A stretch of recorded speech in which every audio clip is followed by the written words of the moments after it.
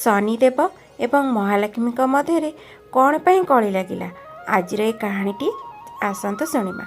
ସୂର୍ଯ୍ୟପୁତ୍ର ଶନି, ତାଙ୍କ ନାଁ ଶୁଣିଲେ କାହାର ହୃଦକମ୍ପ ଜାତ ନ ହେବ? ତାଙ୍କ ବକ୍ର ଦୃଷ୍ଟିରେ ପା ରାଜ ଚକ୍ରବର୍ତ୍ତୀ ଦାଣ୍ଡର ଭିକାରୀ ହୋଇ ବୁଲେ। ତାଙ୍କରି କୋପରୁ ପା ଦିନେ ନଳରାଜାଙ୍କୁ ଘୋଡ଼ା ଘାସ କାଟିବାକୁ ପଡ଼ିଲା। ପୁଣି ତାଙ୍କରି କୋପରୁ ରାଜା ହରିଶ୍ଚନ୍ଦ୍ର ଶ୍ମଶାନ ଜଗିଲେ। ଶ୍ରୀରାମ ବନକୁ ଗଲେ।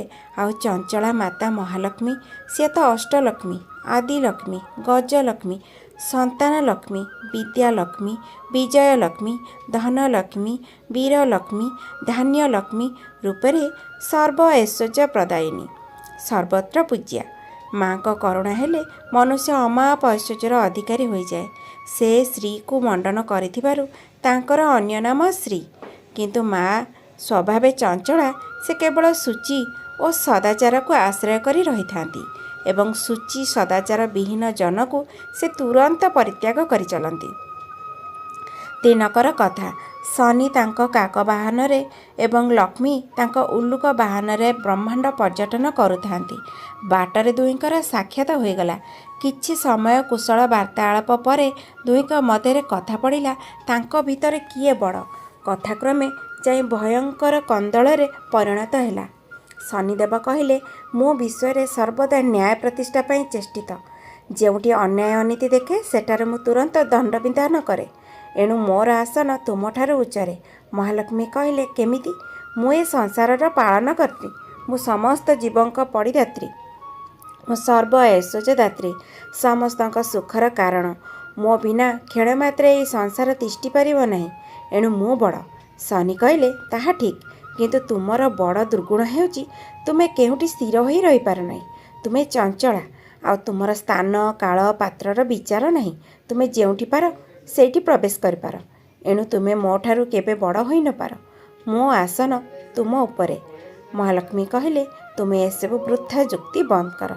ତୁମକୁ ପରା ଲୋକେ ଦେଖିଲେ ଭୟରେ ପଳାଇ ଯାଆନ୍ତି। ସାରା ବିଶ୍ୱ ପରା ତୁମ ଦୃଷ୍ଟି ପାଇଁ ତସ୍ତ ହୋଇ ରହିଛନ୍ତି। ତୁମକୁ ଦେଖିଲେ ତ କିପରି ତୁମକୁ ତଡ଼ିବେ ସେଇ କଥା ଲୋକେ ଚିନ୍ତା କରନ୍ତି। ହେଲେ ମୋତେ ପାଇ ଲୋକେ ଆନନ୍ଦରେ ପାଛୋଟି ନେଉଛନ୍ତି। ଏପରି ବିବାଦ ତୀବ୍ରରୁ ତୀବ୍ରତର ହେବାରୁ ଦୁହେଁ ମୀମାଂସା ପାଇଁ ବ୍ରହ୍ମାଙ୍କ ନିକଟରେ ପହଞ୍ଚିଲେ। ବ୍ରହ୍ମା ଦେଖିଲେ ଏମାନେ ତ କେହି କାହାକୁ କମ୍ ନୁହନ୍ତି। ମୁଁ କାହିଁକି ଏମାନଙ୍କ ବିବାଦରେ ପଶିବି? ଏଣୁ ସେ ଚତୁରତାର ସହ ତାଙ୍କୁ ଶିବଙ୍କ ପାଖକୁ ପଠାଇଦେଲେ। ଶିବ ଦେଖିଲେ ଜଣେ ବିଷ୍ଣୁଙ୍କ ଘରଣୀ, ଆଉ ଜଣେ ମୋର ଭକ୍ତ। ତେଣୁ ସେ ବ୍ରହ୍ମାଙ୍କ ଭଳି ତାଙ୍କର ଅସାମର୍ଥ୍ୟ ବ୍ୟକ୍ତ କରି ତାଙ୍କୁ ବିଷ୍ଣୁଙ୍କ ପାଖକୁ ପଠାଇଦେଲେ। ବିଷ୍ଣୁ ମହାଦ୍ୱନ୍ଦ୍ୱରେ ପଡ଼ିଲେ। ଏପଟେ ଶନିକୁ ବଡ଼ କହିଲେ କମଳିନୀଙ୍କ ରୋଷର ଶିକାର ହେବେ, ଅନ୍ୟପଟେ ଲକ୍ଷ୍ମୀକୁ ବଡ଼ କଲେ ଶନି ଯେ ତାଙ୍କ ଅବସ୍ଥା କ'ଣ କରିବେ କହିହେବ ନାହିଁ। ତେଣୁ ସେ ତାଙ୍କୁ ନାରଦଙ୍କ ପାଖକୁ ପଠାଇଦେଲେ। ନାରଦ ତାଙ୍କ କଥା ଶୁଣି କହିଲେ, ମୁଁ ତୁମ ବିବାଦର ସମାଧାନ କରିଦେବି, କିନ୍ତୁ ତୁମମାନଙ୍କୁ ଗୋଟିଏ କାମ କରିବା ପାଇଁ ପଡ଼ିବ। ଏକ ସ୍ଥାନକୁ ନିର୍ଦ୍ଦେଶ କରି ନାରଦ କହିଲେ, ତୁମେ ଦୁହେଁ ଯାଅ, ପ୍ରଥମେ ସେହି ସ୍ଥାନକୁ ଯାଇ ଫେରିଆସ।